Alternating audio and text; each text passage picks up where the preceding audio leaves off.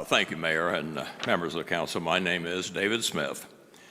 I'm here tonight to urge you to honor a promise that was made to citizens when they supported a sales tax initiative almost 30 years ago.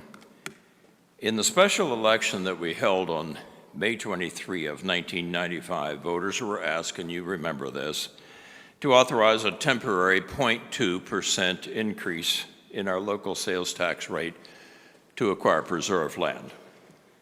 And in 1995, of course, nobody knew how long it might take to acquire preserved land, much less how much it might cost.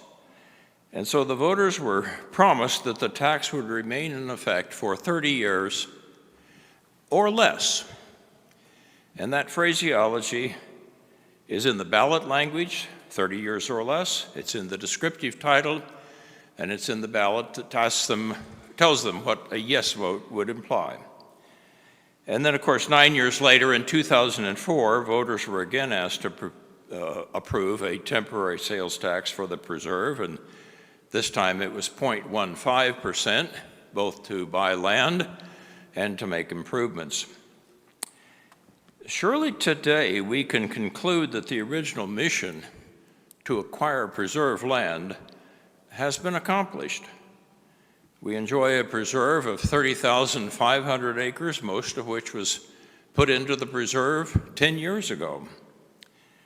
And surely today we can also conclude that the original mission to have the debt that's issued for this preserved land defeased or taken care of, that's been adequately provided for. And why do I say that? This year's operating budget predicts that the Preserve Fund will have a balance of $130 million of cash. And if we calculate that cash plus just 2 years of the 0.15 small preserve tax, that would completely repay all the debt that exists.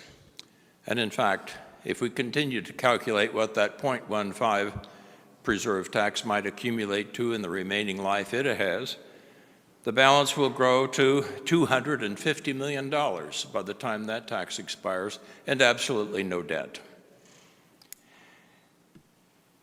Our citizens were promised that the 0.2 tax was temporary.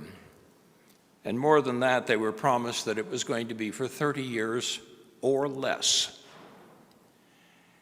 We should celebrate the fact that the mission was met in less than 30 years. And I urge this council to do what you have the sole authority to do, and that is stop the 0.2 preserve tax. Do it now, and restore in the process the respect of our citizens for having honored a promise made to them many, many years ago. Thank you very much.